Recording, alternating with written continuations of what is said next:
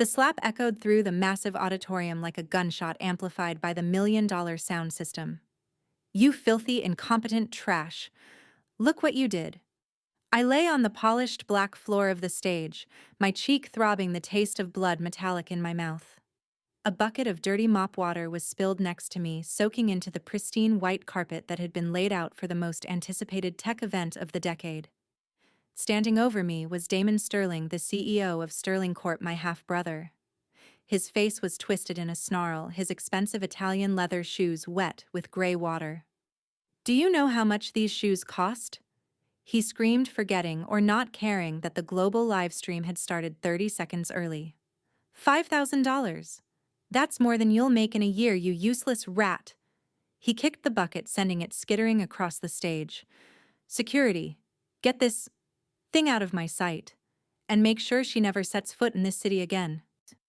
Two massive security guards hauled me up by my arms. I didn't fight back. I kept my head down, my face hidden beneath a oversized janitor's cap and a grime-streaked face mask. My baggy gray uniform smelled of bleach and old sweat, a perfect disguise.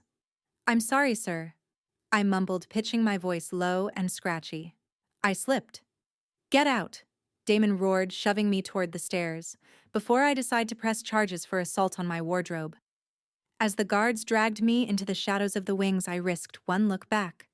Damon was composing himself, running a hand through his gelled hair, flashing that $1 million smile that had fooled the board of directors, the investors, and half the world. "Ladies and gentlemen," he boomed into the microphone, his voice smooth as silk. "Apologies for the minor technical difficulty. Sometimes you just have to take out the trash to make room for the future."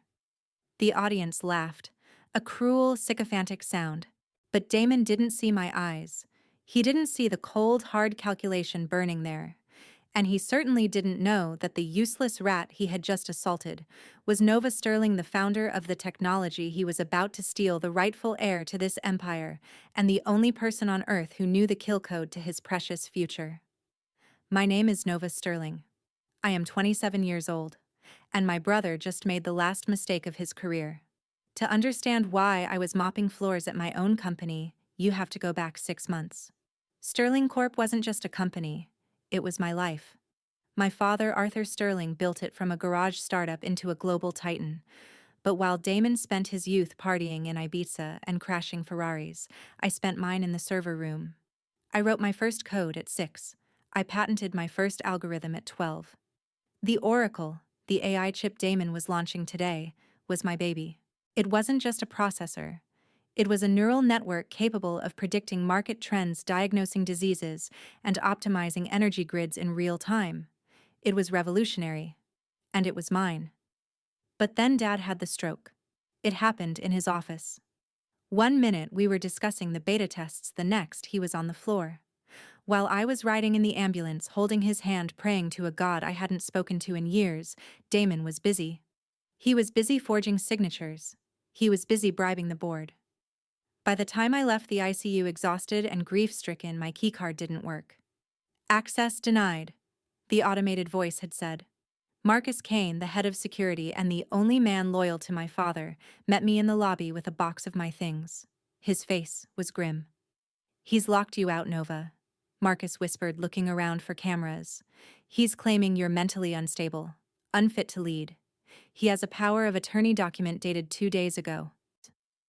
"That's impossible," I said, my voice shaking.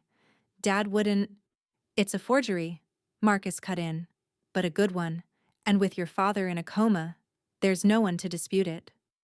Damon didn't just fire me, he erased me. He scrubbed my name from the company website. He froze my bank accounts.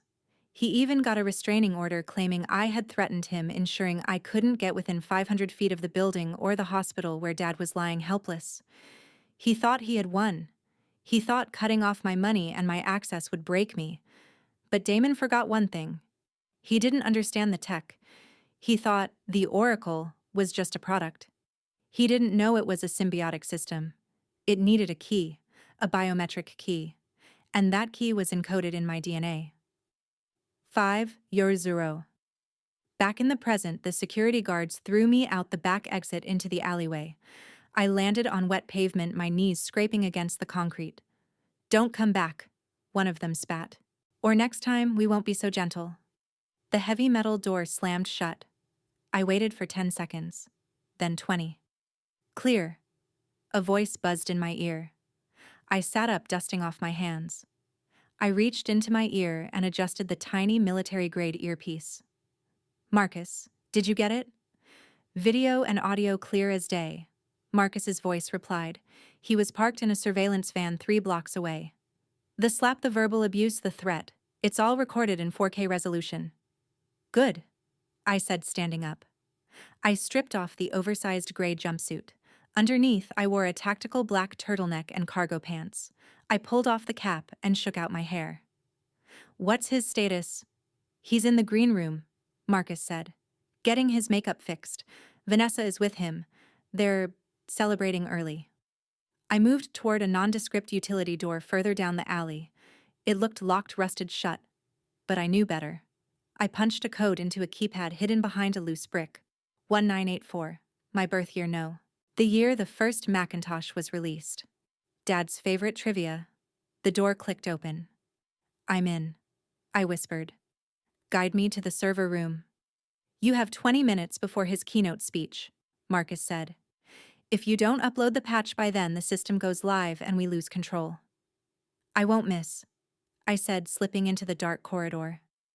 The hum of the building's cooling systems vibrated through the soles of my boots. This was the heartbeat of Sterling Corp, and I knew its rhythm better than my own. I navigated the labyrinth of service tunnels, avoiding the main corridors patrolled by Damon's private security goons. Marcus guided me past cameras hacking the loops in real time. "Hold," Marcus said suddenly. "2 guards approaching your 12 o'clock." I pressed myself into an alcove, holding my breath. 2 men in suits walked past, talking loudly. "Bonus is going to be insane," one was saying. "Damon says once the stock hits 500, he's selling the whole operation to that conglomerate in Shanghai." "What about the old man?" the other asked. "Pulling the plug tomorrow?" The first one laughed. "Tragic complications. Very sad." My blood turned to ice. They weren't just stealing the company. They were going to murder my father. I waited until their footsteps faded, then sprinted toward the server room. Rage fueled me now, colder and sharper than before. This wasn't just corporate espionage anymore. This was a rescue mission. I reached the server room door. It was fortified with a retina scanner and a voice recognition lock.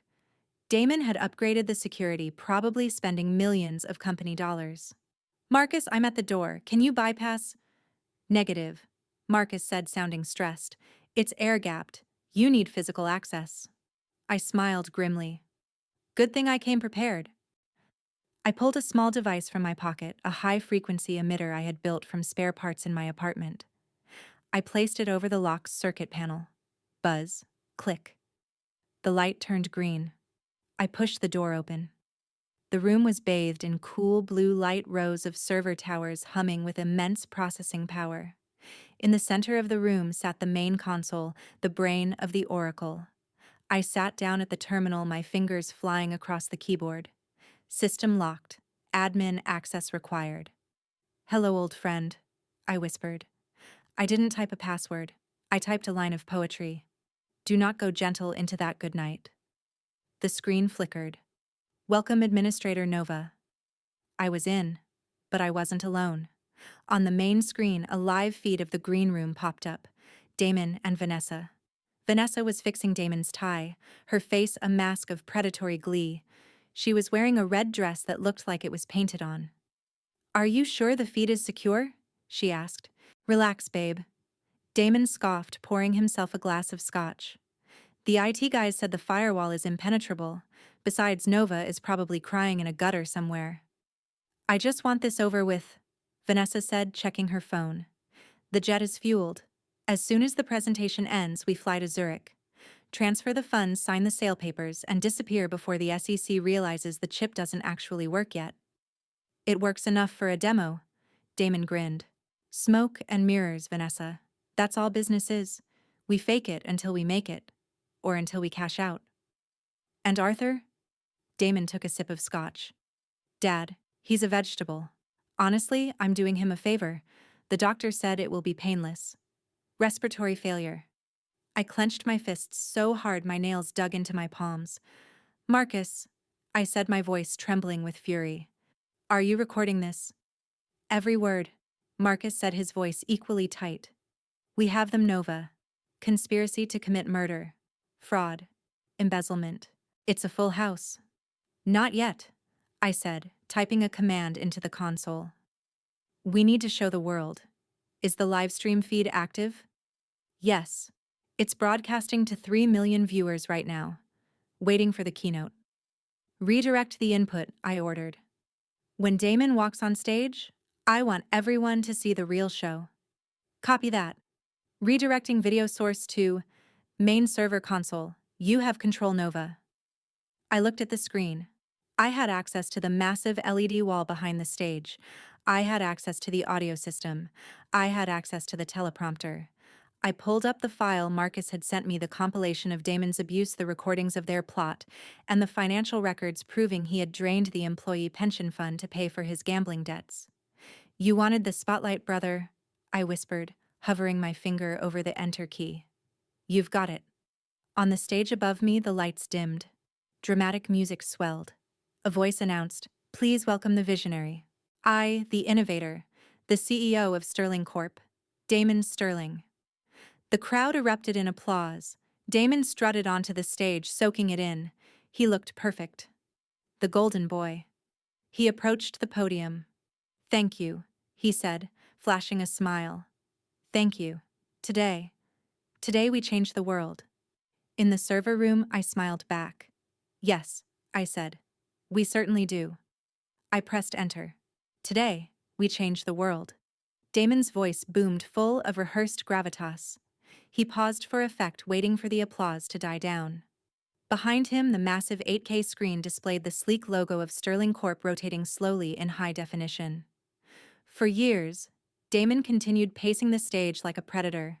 Technology has been a tool. But with the Oracle, it becomes a partner, a mind, a soul. In the server room, I snorted. "A soul? You wouldn't know a soul if you sold yours to the devil." Which you did. I typed a command, "Override video source 01. On stage, Damon gestured grandly to the screen. "Let me show you the future." The logo flickered. The music stuttered, sounding like a record being dragged backward. Instead of the slick product demo video, the screen went black. Then static. The audience murmured. Damon frowned, tapping his earpiece. "Tech. We have a glitch. Reset the feed." But the feed didn't reset. Instead, a new video appeared. It was grainy security camera footage. The timestamp was from 20 minutes ago. It showed the backstage area.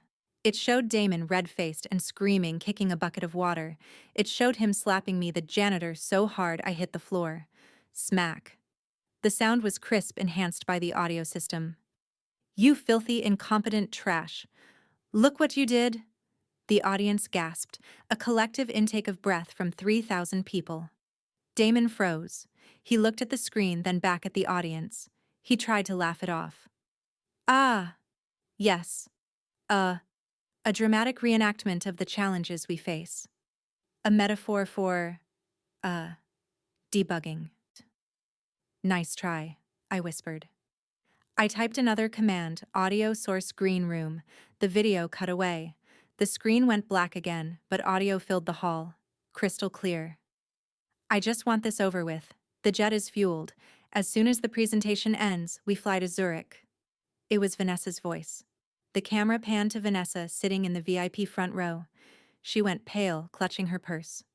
"Relax, babe," Damon's voice replied. "Smoke and mirrors, Vanessa. That's all business is. We fake it until we make it.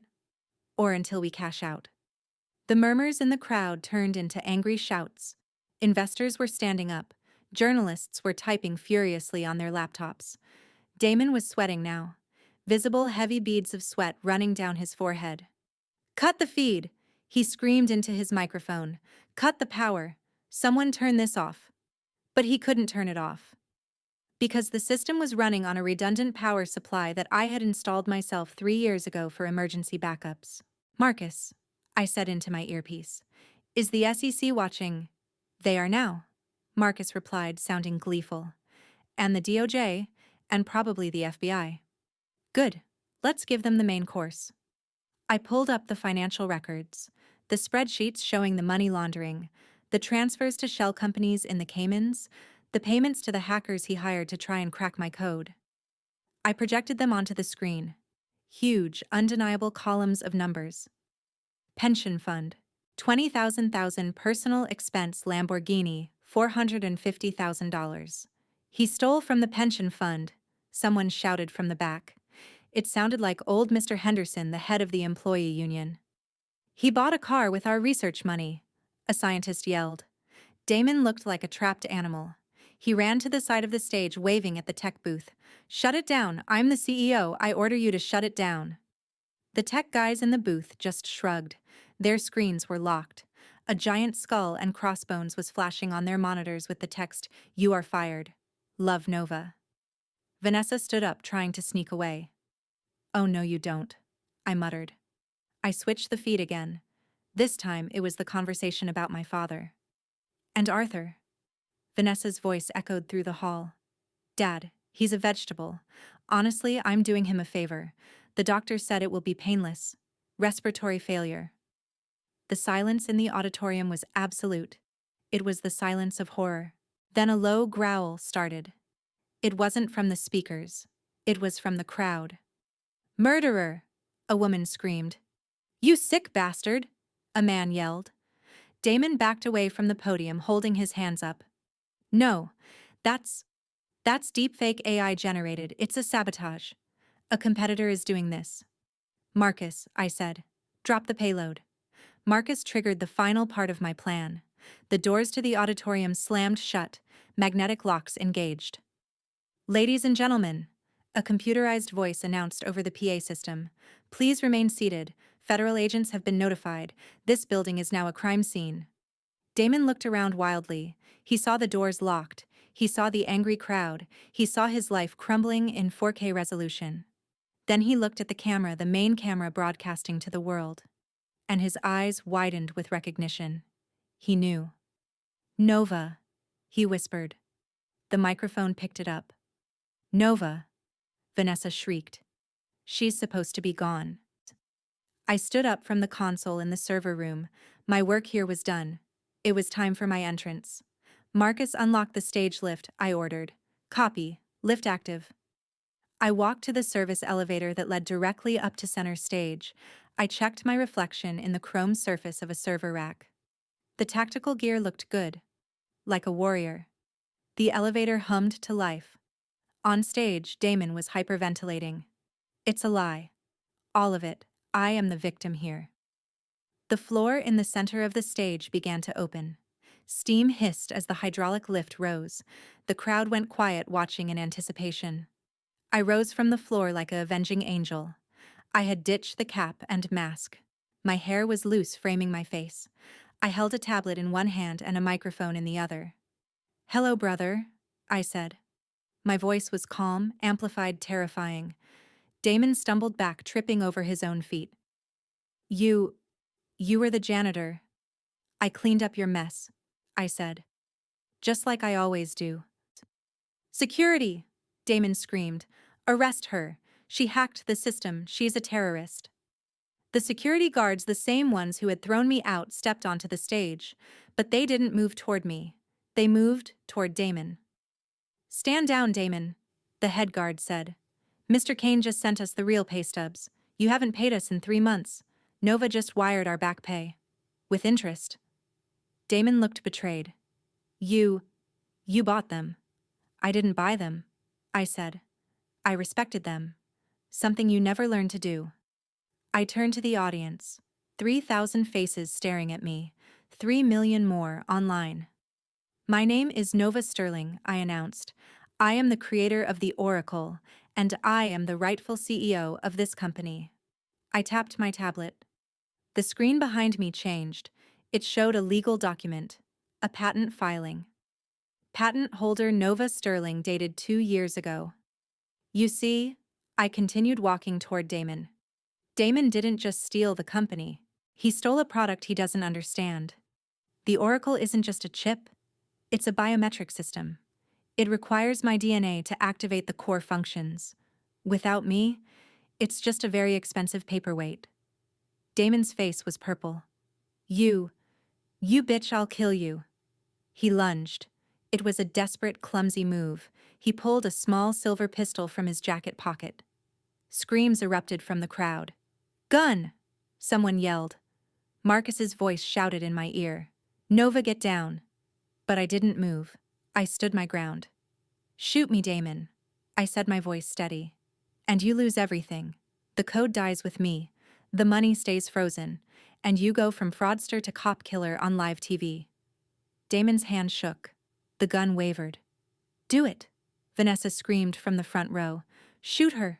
We can take the jet. Shut up, Vanessa. Damon yelled, tears streaming down his face. It's over. Don't you get it? It's over. He dropped the gun. It clattered on the stage. He fell to his knees, sobbing. I just wanted Dad to look at me. Just once. Like he looks at you. I looked down at him. A part of me, the sister part, felt a twinge of pity. But then I remembered my father alone in a hospital bed being slowly suffocated by this man's greed. He looked at you, Damon, I said softly. He looked at you and he saw a son. You're the one who only saw a bank account. The doors burst open, not by the crowd, but by a SWAT team. Federal agents. Everybody down, men in tactical gear, swarmed the stage. They tackled Damon, pressing his face into the wet carpet where he had spilled the mop water earlier. They grabbed Vanessa, who was trying to crawl under a seat. Let go of me. Do you know who I am? She screeched. Yeah, an agent said, cuffing her. Inmate number 459. As they dragged Damon away, he looked back at me one last time. His eyes were empty. The Oracle, he whispered.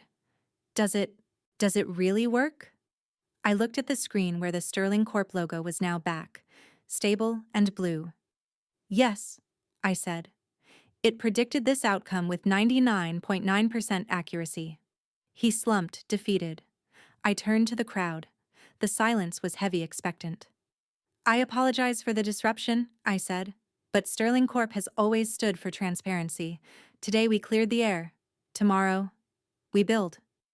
I dropped the mic. I didn't stay for the press conference. I left Marcus to handle the media circus. I had somewhere more important to be. I drove my battered Honda Civic to the private hospital on the outskirts of the city. The one Damon had transferred Dad to a hospice facility that was really just a waiting room for death. I flashed my badge at the nurse's station. Not my old badge, a new one I had printed in the server room. CEO. Where is Arthur Sterling? I demanded. The nurse looked terrified. Room 402, but Mr. Damon said no visitors. Mr. Damon is currently being processed at central booking. I said. Get out of my way. I ran to room 402. Dad was there. He looked thin, pale, hooked up to machines that beeped rhythmically. I rushed to his side. Dad, can you hear me? His eyelids fluttered. I'm here, I whispered, taking his hand. It's Nova. I'm back. And I brought something. I pulled a small device from my pocket. A prototype medical interface for the Oracle. It connected directly to the brain's neural pathways to stimulate recovery in stroke victims.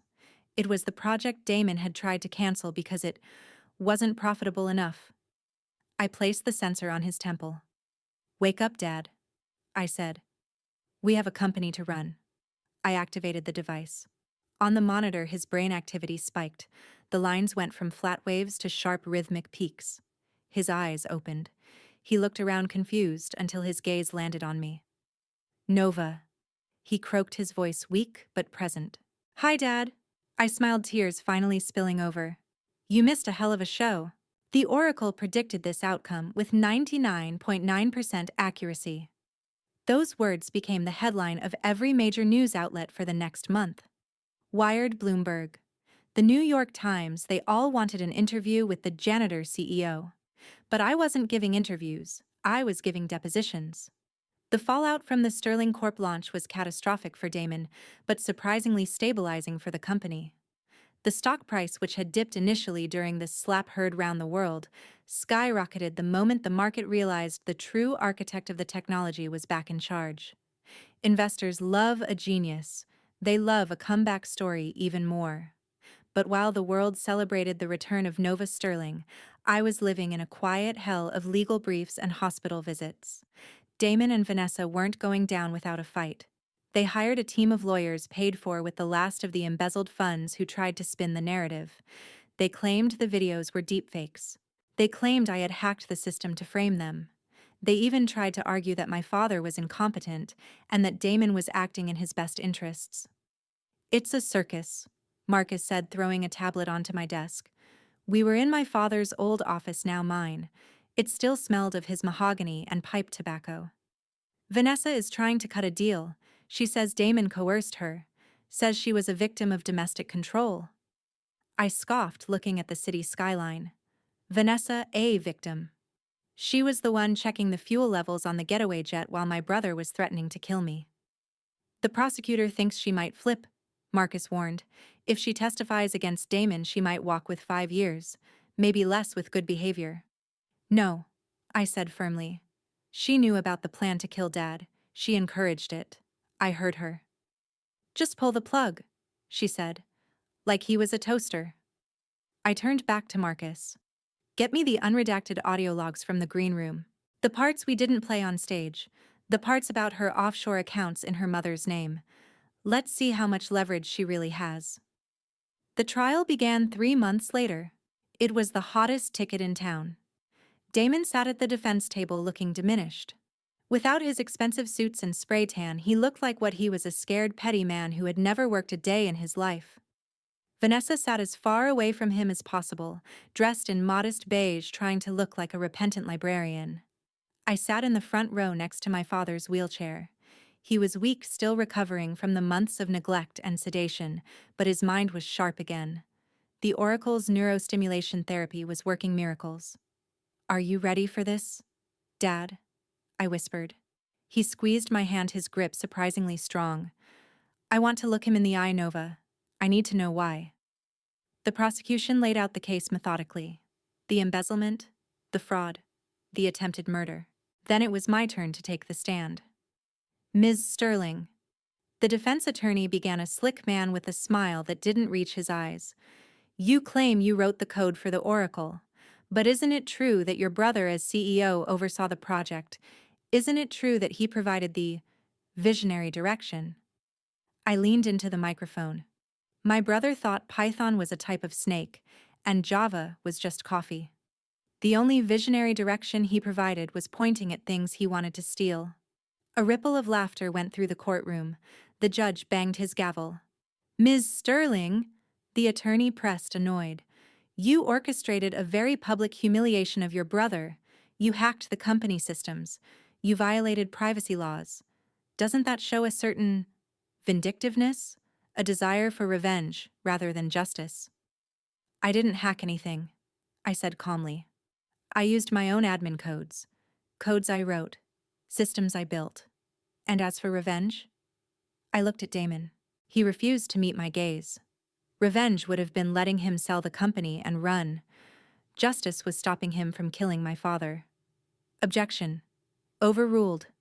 Then came the audio tapes. Marcus had found the files I asked for. The courtroom listened in stunned silence as Vanessa's voice filled the air. Not the scared victim she pretended to be, but the cold, calculating partner. "Make sure the dosage is high enough, Damon. If he wakes up during the board meeting, we're finished. Increase the sedative. Who cares if his heart stops? It's cleaner that way." Vanessa's face crumbled. Her lawyer put his head in his hands. The plea deal was dead. The verdict took 3 days. Guilty. On all counts. Damon Sterling, 25 years for corporate fraud, embezzlement, and conspiracy to commit murder. Vanessa Sterling, 20 years for conspiracy and aiding and abetting. As the bailiffs moved to cuff them, Damon finally looked at Dad. "Dad," he shouted, desperation cracking his voice. "Dad, please, I'm your son. Don't let them take me. I can change. I can fix this." My father signaled for me to push his wheelchair forward. We stopped just a few feet from the defense table. You are my son, Dad said, his voice raspy but clear. And that is my greatest failure. I gave you everything, Damon. Money, education, opportunity. I thought if I gave you enough, you wouldn't need to take from others. He shook his head slowly. But you have a hole inside you that no amount of money can fill. You didn't just try to kill me. You tried to destroy your sister. And for that, I have no son. Damon wailed. It was a sound of pure, selfish misery. He didn't regret what he did. He regretted getting caught. As they dragged him away, I felt a weight lift off my shoulders that I hadn't realized I was carrying. It was over. The toxic legacy was severed. Rebuilding Sterling Corp was harder than building it the first time. The company was gutted. Damon had fired the best engineers, cut corners on safety protocols, and alienated our oldest partners. The culture was toxic, a place where sycophants were promoted and talent was punished. I fired the entire executive board on my first day back. But Ms. Sterling? The HR director stammered. Who will run the departments? The people who actually do the work, I said. Promote the team leads, the senior engineers, the project managers who have been keeping this ship afloat while the captains were drinking champagne. I instituted a new policy, no ego. I moved the CEO's office from the penthouse suite down to the third floor right next to the R&D lab. I wanted to hear the hum of the servers. I wanted to be close to the code. One afternoon, 6 months later, I was in the cafeteria, which now served free high-quality food, not the overpriced vending machine slop Damon had installed. I was eating a sandwich and reading a report on our new renewable energy initiative. A young man in a janitor's uniform stopped by my table. He looked nervous. Excuse me, Ms. Sterling. I looked up. Call me Nova. What can I do for you? I have an idea, he said, clutching a notebook. For the cooling system in the server room, I noticed the fans run at 80% capacity even when the load is low. If we wrote a script to dynamically adjust the RPM based on thermal output, we could save 15% on energy costs. I put down my sandwich. Did you write the script? Yes, ma'am. I mean Nova. In my spare time. He handed me the notebook. The code was elegant, efficient, brilliant. What's your name? I asked. Leo, he said. Leo. I smiled. You're promoted. Report to the R&D department tomorrow morning.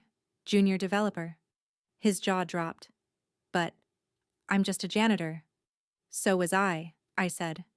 6 months ago, I was mopping a stage while my brother screamed at me. Titles don't matter, Leo. Ideas do. Welcome to the team. My father's recovery was slow but steady. He would never run a marathon again, but he was walking with a cane now. He spent his days in the company garden, a space I had built on the roof, filled with solar-powered kinetic sculptures. I joined him there one evening, watching the sunset paint the city in shades of orange and purple. You've done good, kid, he said, tapping his cane on the pavement. Better than I ever did. You didn't just save the company, you saved its soul. I had good training, I said, leaning my head on his shoulder. I have a surprise for you, he said, reaching into his pocket. He pulled out a small velvet box. I opened it. Inside was a simple silver USB drive. What is this? The original source code, he said. For the first program I ever wrote, Genesis. It's the foundation of everything we've built. I want you to have it. Not as an asset, but as a reminder. A reminder of what? That everything big starts small, and that the code is only as good as the person writing it. He looked at me, his eyes misty. Damon thought power came from the suit, the office, the title. You know power comes from the work. I clutched the drive in my hand. Thanks, Dad. Also, he smirked, I may have leaked the video of Damon crying in court to a few select contacts. It's trending on Twitter again. I laughed. You're terrible. I'm a proud father, he corrected. And justice is a dish best served viral. A year after the slap heard round the world, Sterling Corp launched the Oracle 2.0. This time there were no red carpets, no expensive champagne, no VIP green rooms. We held the launch in a public park open to everyone. We live-streamed it for free with no ads. I walked onto the small stage wearing jeans and a black t-shirt. No makeup team, no script, just me. Hello world, I said into the mic. Welcome to the future. It's not perfect, it's not finished, but it's honest. I demonstrated the new features medical diagnosis tools for rural areas, climate modeling for developing nations, educational AI for underfunded schools. Technology shouldn't be a luxury, I said. It should be a right. That's why today I'm announcing that the core kernel of the Oracle is now open source. The crowd went wild. The tech world exploded. Giving away the proprietary code, it was unheard of. It was madness. It was exactly what needed to happen. Damon watched from the common room of the federal penitentiary. I know because his lawyer told me. He said Damon stared at the TV, unable to comprehend why I would give away his billions. He still didn't get it. You don't own the future. You just build it and then you let it go. As I walked off stage, Marcus met me with a high five. Stock is down 2%. He grinned. Only 2%. I laughed. I was expecting 10. Wall Street hates charity. But public sentiment is up 500%, he added. And we have 10,000 developer applications in the last hour. That's the real capital, I said. I looked out at the crowd, students' families, engineers, dreamers. I saw Leo, the former janitor, leading a demo booth explaining thermal dynamics to a group of awestruck kids. I saw my father sitting in the front row clapping until his hands were red. I took a deep breath of fresh air. It didn't smell of bleach or fear anymore. It smelled of potential. My name is Nova Sterling. I was a janitor. I was a victim. I was a ghost in the machine. Now I am the architect. And we are just getting started. Maybe this story touched something inside you, a frustration with a boss who steals credit, a family member who underestimates you, or a system that feels rigged against the ones who actually do the work. Nova's story is a reminder that competence is the ultimate weapon. Damon had the suit, the title, and the arrogance, but he didn't have the code. He didn't have the keys. Nick. In a world obsessed with image, Nova reminds us that substance always wins in the end. You can fake a lot of things, but you can't fake the work. It's also a story about definition. Damon defined power as control over others. Nova defined power as the ability to create and to serve. When she gave away the code at the end, she wasn't losing value. She was multiplying it. She understood something her brother never could. True legacy isn't what you hoard, it's what you share. And let's give a round of applause for the janitor-turned-developer Leo. It's a beautiful subplot that shows how Nova is breaking the cycle. She didn't just climb the ladder and pull it up behind her. She built a wider ladder for everyone else. If this story resonated with you, if you've ever felt like the smartest person in the room but were treated like the quietest, share your thoughts in the comments. Have you ever had a kill switch moment where you realized you held all the cards? Or maybe you just love seeing a tech bro get his comeuppance. And please tell me where you're watching from, whether you're coding in a basement in Berlin or watching on your phone in a park in Seoul. I read every comment, and knowing you're out there listening connects us all in a network stronger than any server. Thank you for spending your time with me today. Remember, do not go gentle into that good night. Write the code, build the future, and never ever let them see you sweat. Until next time, take care of yourselves and each other.